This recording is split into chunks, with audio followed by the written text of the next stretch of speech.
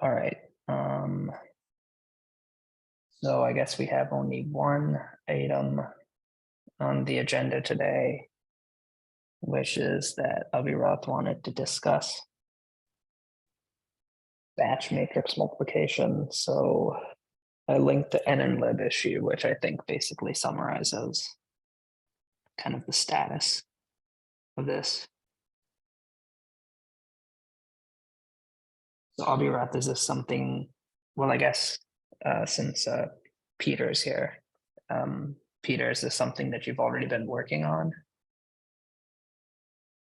I don't know if you're able to unmute.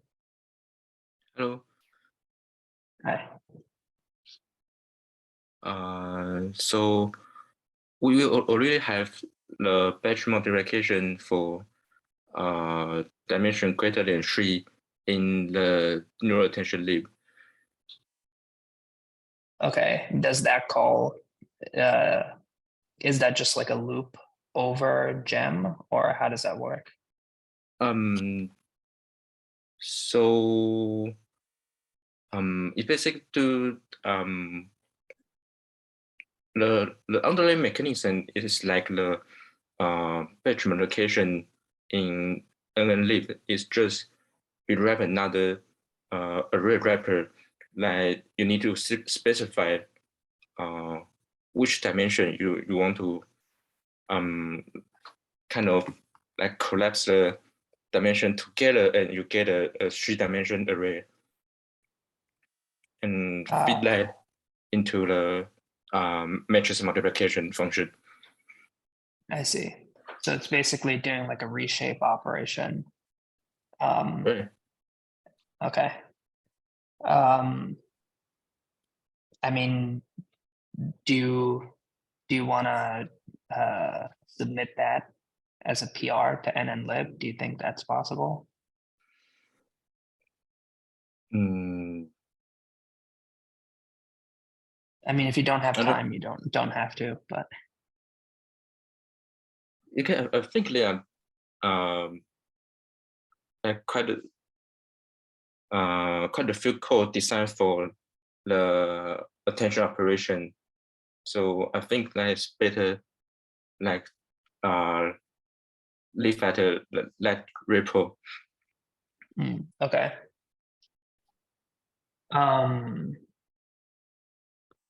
Yeah, I mean,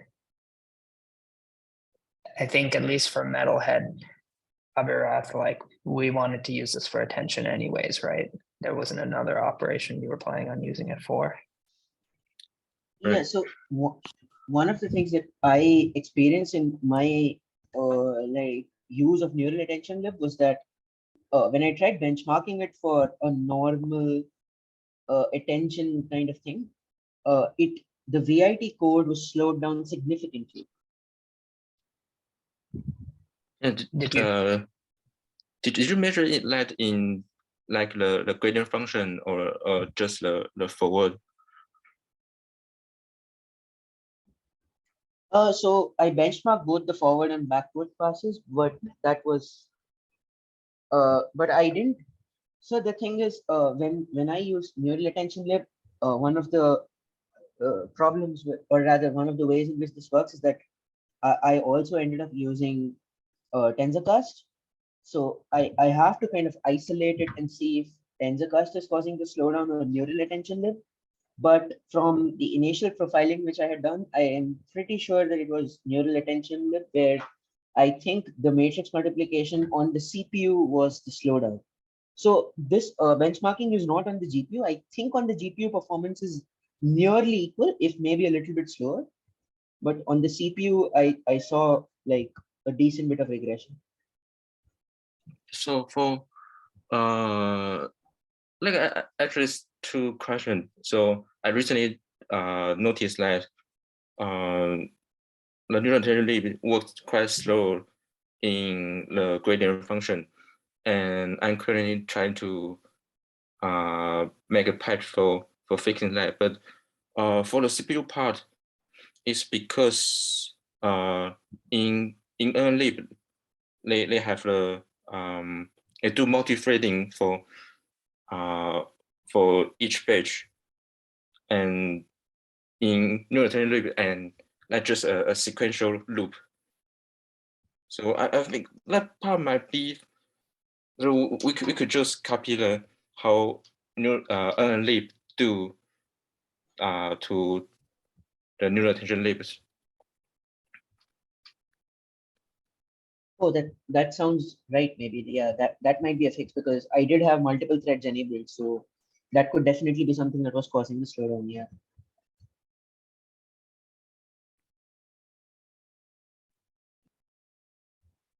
Yeah, I mean, I think if we already have something that's working in neural attention lib, then maybe it's worth revisiting that again without TensorCast instead of waiting for an NNlib version of batch matrix multiplication. Though based on, I mean, I think Michael's summary of the issue is pretty good. I mean, it doesn't seem like there's, at least for the conventional case, like there's too much complexity here. It's just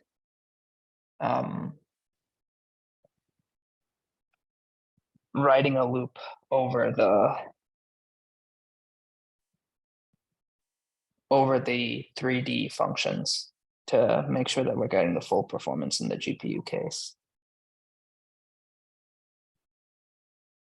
But yeah, I mean, it'd be nice to have a n-dimensional batch multiplication in NNlib in the long term, but yeah, it doesn't make sense to hold up Metalhead based on that.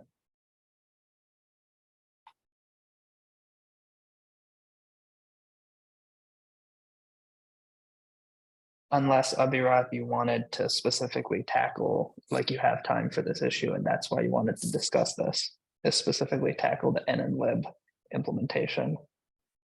I mean, I could wager a try. I did want to kind of get into this side of it, but so as far as I understand, what Michael is trying to say here is that for the CPU case, you can just write a general loop and it will still work, because the CPU implementation doesn't require that much optimization. But for the GPU case, it's basically you have to write a loop over the batched call instead of the direct gem call. Is that right? Right. So the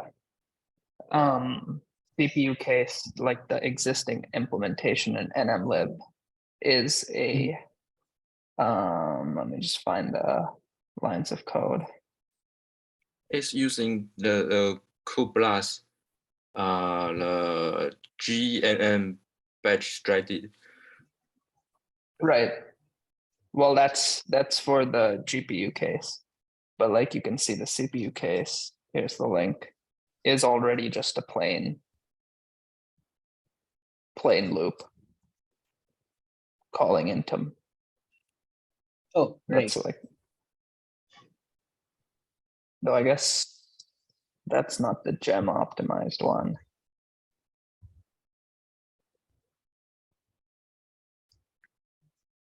I mean, the gem optimized one is similar.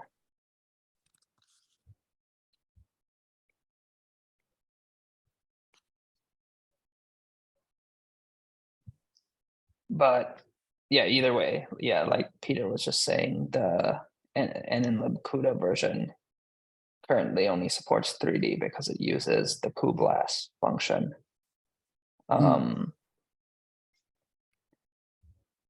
But so basically, instead of thinking about it as a loop over matrices, you would think about it as a loop over like 3-dimensional tensors at a time. So that's what Michael's trying to say. Yeah. Yeah, so just kind of the high level overview of each implementation makes sense. Obviously, there's the details. I don't know how familiar you are with the gem interfaces, but there's the details of all the different flags and stuff.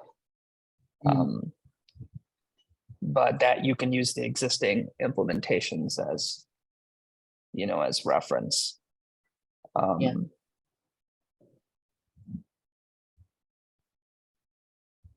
Yeah, I mean, I see that the existing implementation has some documentation.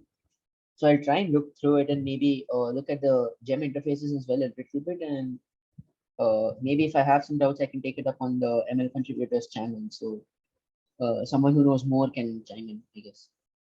Yeah, that's a good idea.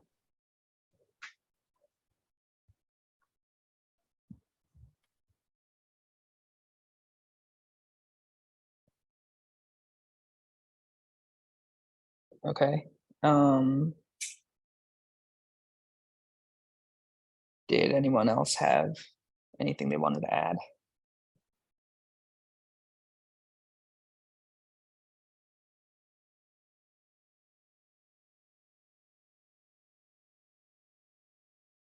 Okay. If not, I guess, are there any other issues people wanted to bring up? Because there's nothing else on the agenda. Or if anyone has just general questions, we can do those. Not from my side. But I just wanted to ask, what is going on with Diffractor? Is there active development? I mean, to be honest, I don't think anyone in this group would have intimate knowledge of that. So that's something that's being developed by Julia Computing.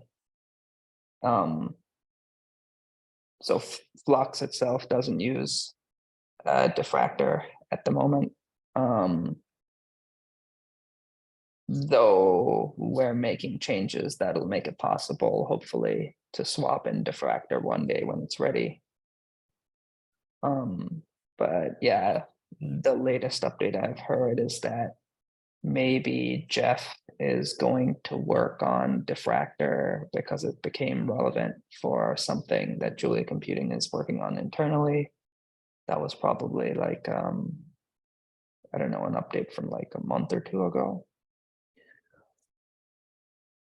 But other than that, we don't probably know any more than you do. Okay, thanks. Yeah, I mean, I think for Flux right now, it seems like one of the major limitations will be Diffractor doesn't support any mutation at all. So Zygote doesn't support array mutation, but it does support like mutable objects with mutable fields.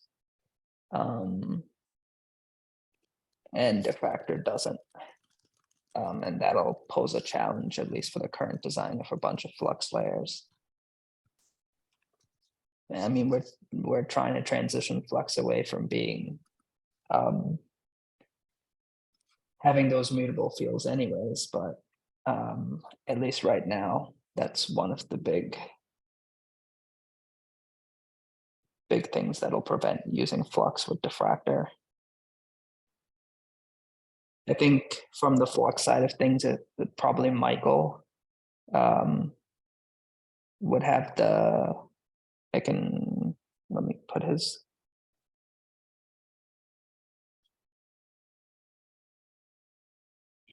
that's his like Slack username. So he would have the best idea, but even he may not have touched Diffractor in a long time. Yeah, I don't think he has now. Oh, no, I'm fine. Thank you. Okay. Yeah, thanks for joining.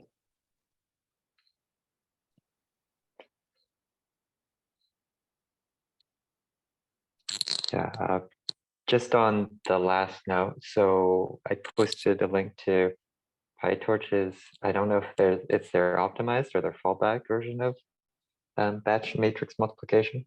So just like you said, it's a loop over a normal gem. Seems like that if it's good enough for them, it's probably good enough for us on the CPU. Yep, hopefully that helps you, Avira. I think Yeah, the underlying implementation are all the same, just for the higher API are different.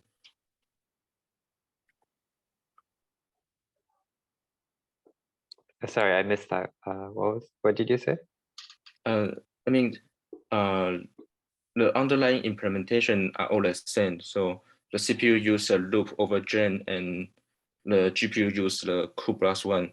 And Yeah, I the think only so. but the only difference is that they have a way to determine. So for n-dimension metric multiplication, it can be implemented by a 3-dimension batch multiplication, and you just need to reshape it to the right strip. Mhm. And I think the difference is that in NLib, we only support a 3-dimension, and for PyTorch, they have a way to determine like which from which dimension you are going to treat them as the batch dimension. Oh, okay. I mean, we could just add a argument. Yeah, so in Yeah. neural attention lib, I use another wrapper that you need to wrap a array to explicitly specify like each dimension. Which ones do you need to know? Batch, and then do you need to know spatial dimensions or just batch? You actually need to specify like 3 dimensions for one for batch and one for like the column number and the row number of the matrix. Okay. Do any of those have to be constant, or can they be just normal ints? That can be normal integer. Okay. Well, I mean, for now, this doesn't need to hold up metalhead work, but I don't see any reason why you can just add those as parameters to the nnlib functions. They're low level anyways. They're not really meant to be.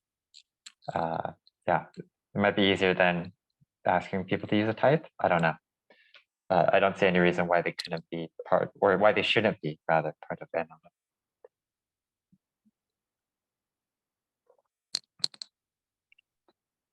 So what do you say for the last part? Oh, I mean, like, if that's all we need is to add those 3 things as parameters, like the batch, which dim is batch dim, number of, I don't remember. There are all those, so like 2 other dim counts you mentioned. Yeah. Just add those as parameters to the nnlib batch mul functions, or add a similar wrapper. I don't know, but like just whatever information is needed, either add it as parameters or add types for it in nnlib. I don't see why we wouldn't do that.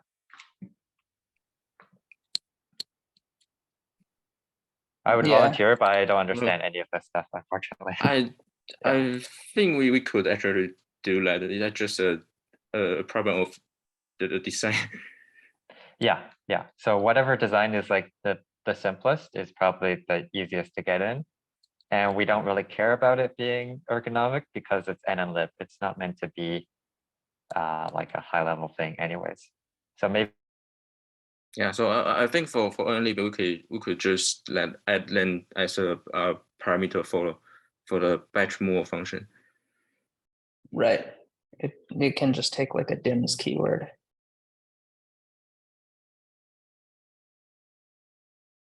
Which could default essentially to the trailing dimensions of the array, other than the first 2.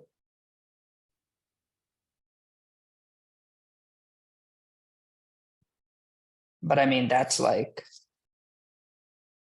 I think if we're talking about the first step here, we can just assume that it's the trailing dimensions and not have this selection feature.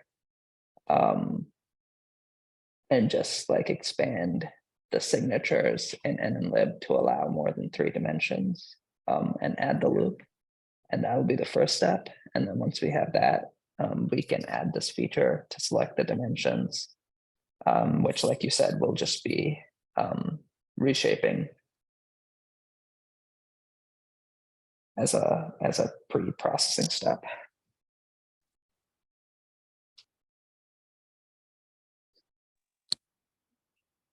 Yeah, I think we'll need some sort of dim selection feature in nlib eventually.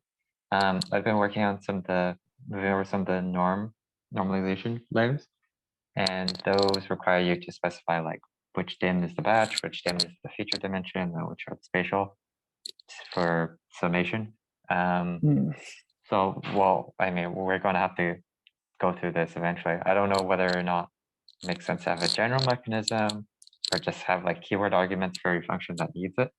But for now, I agree. If just assume the batch dimension is the last one and it's like a, I don't know, or what is it? Spatial feature batch in that order, like one n spatial, n minus 2 spatial dimensions, and then the feature Mhm. dimension and the batch dimension.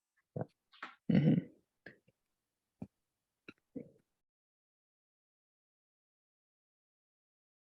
Yeah, I mean, if we were gonna make like a generic dimension selector, then I guess. I mean, that gets closer to like having named axes and things like that. Yeah, Which would be a definitely. nice feature to have, but yeah, a much bigger project than just porting normalization or expanding batchmol.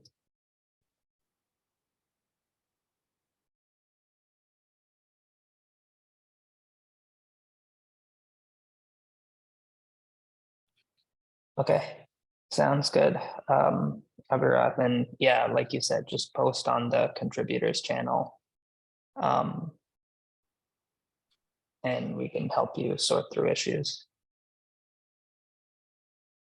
I mean, I think just to get a flavor of what working with the gem interfaces like, I would start with the CPU implementation and just expand that to more dimensions. That should be the easiest starting point. And then at least you'll have some familiarity with the gem flags for when you go to the GPU implementation.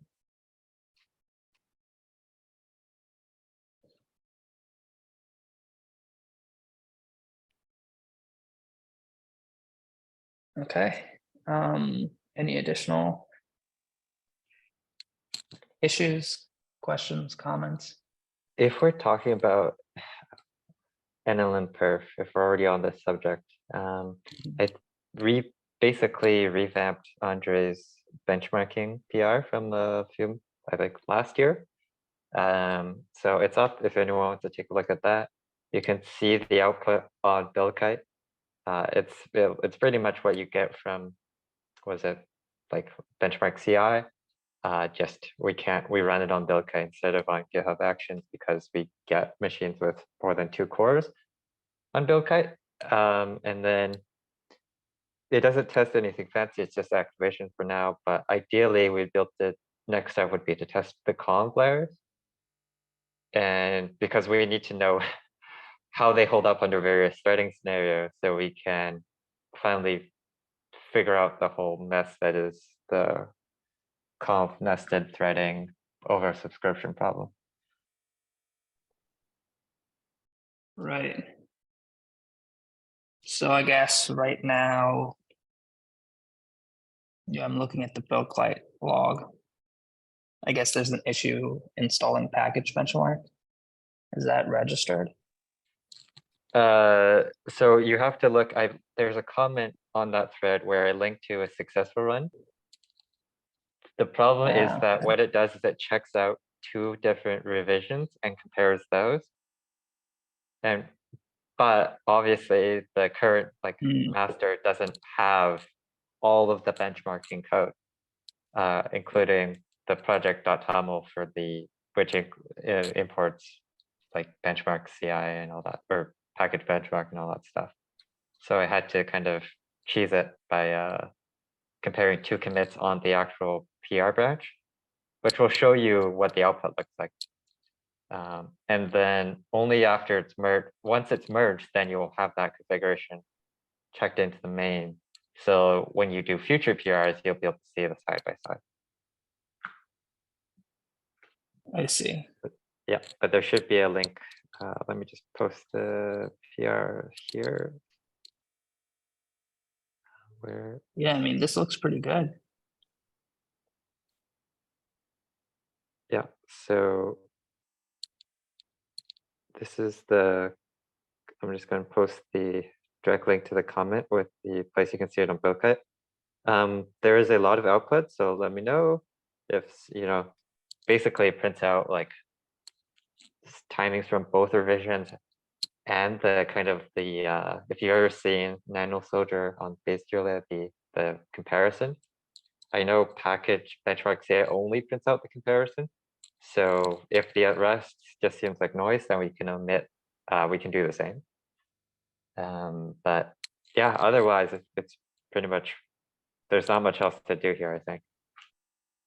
I mean, it gives a nice summary up at the top, so I feel like if you're going to run a benchmark and collect the data, you might as well print out the extra information in the comment. And then it's not like you have to scroll down and read it. Mhm. So is there any reason you think we shouldn't merge this soon? No, I was just waiting for a review. Okay, yeah, I can do that. Yeah, to Avia's question, so that was the question I left on the PR is how do we smuggle this link back into GitHub Actions? One I'd hope was originally to use the GitHub API to post a comment. But I think I talked to, is it Tim Bassar, who said that you'd have to somehow get there's a risk of getting the token into clear text, which is a problem, or clear text for like if someone submits a PR from a fork or something. So it was maybe just easier to ask people to click on the BuildKite CI link and just it'll be the first thing that pops up for now. If anyone does think of a way to like, if we could somehow calculate the BuildKite link or extract that on with a GitHub action somehow, like a separate GitHub action that just looks through the build results, find the thing that's built that says BuildKite and then post the link as a comment, that would be great. Let me know, and then we can add that. But otherwise, for now, I think the just telling people to go on BuildKite is enough.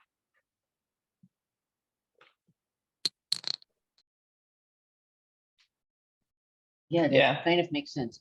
Also, I just noticed that there's a failed documenter deploy on NNLib, and there's a PR for having documentation deploy, but it doesn't seem to link to the actual NNLib doc. So is that, I'm not sure what's going on there. I am also not sure what's going on there. I think there was something about getting NLib standalone docs at some point. I saw a PR about that, and then I Mhm. don't know what happened to it. Maybe that's where it came from, because we weren't using Documenter before. The NLib docs were just being, I mean, they're still part of the Flex docs build right now. So I don't know what that was about.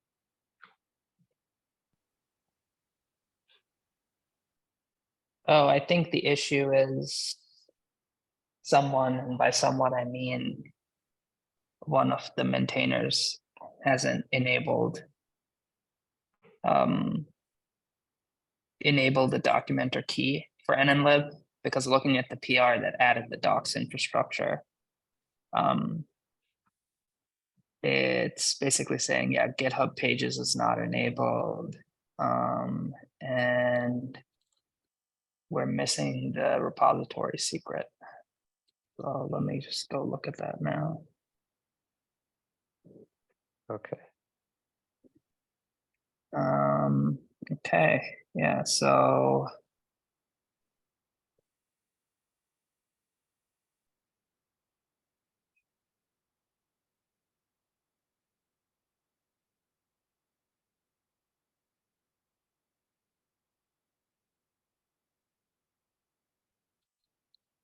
where it's supposed to deploy the documentation to the gh-pages branch, right? Oh, maybe it failed because the key isn't there. Okay, yeah, that's right.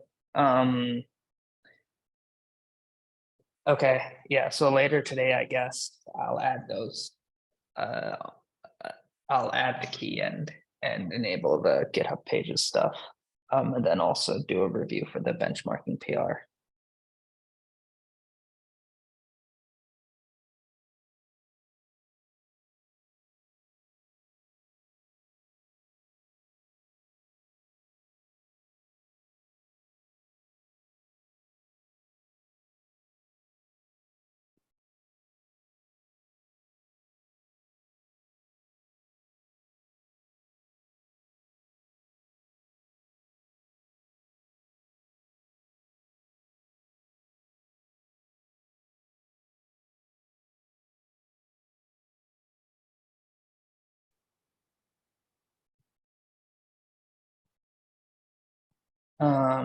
Anything else that we wanted to discuss today?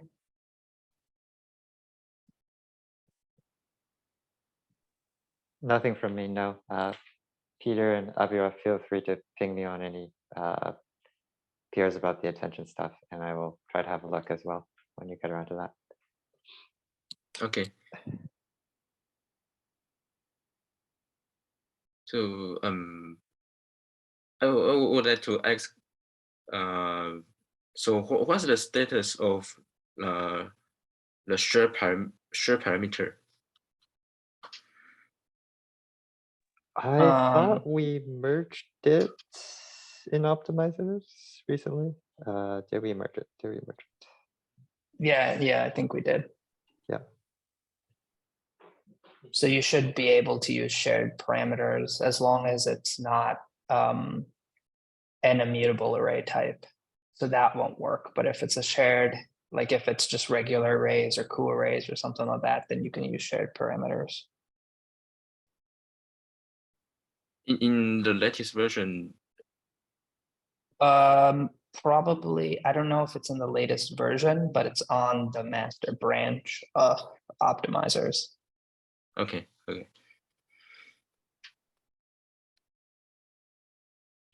Yeah, I mean, I can find the link to the PR. I mean, related to that PR is also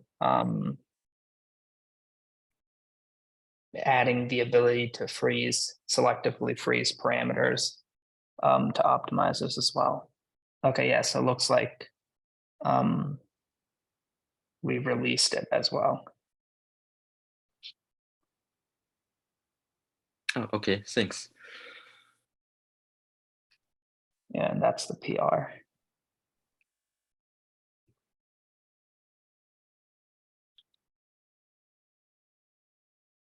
So, I mean, there's nothing specifically that you need to do to make it work. You just need to use the array. It's like there's no explicit interface to say that something's shared. You just need to reuse the array.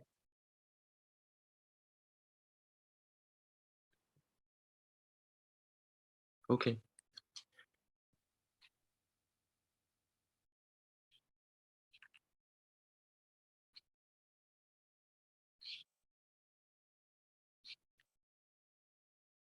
Oh yeah, that's and I think that should be documented as well. I don't know if you saw the chat, Peter, but reshaped shared arrays won't work.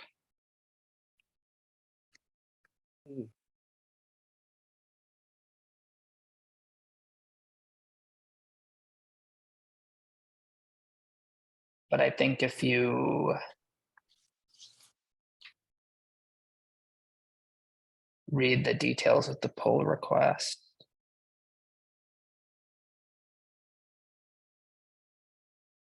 it'll explain all that.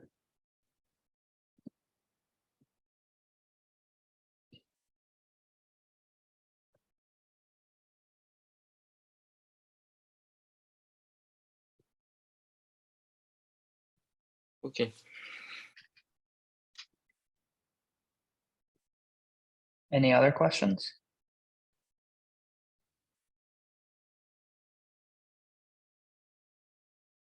All right, if not, yeah, good discussion today. Thanks everyone for coming. Let me stop the recording.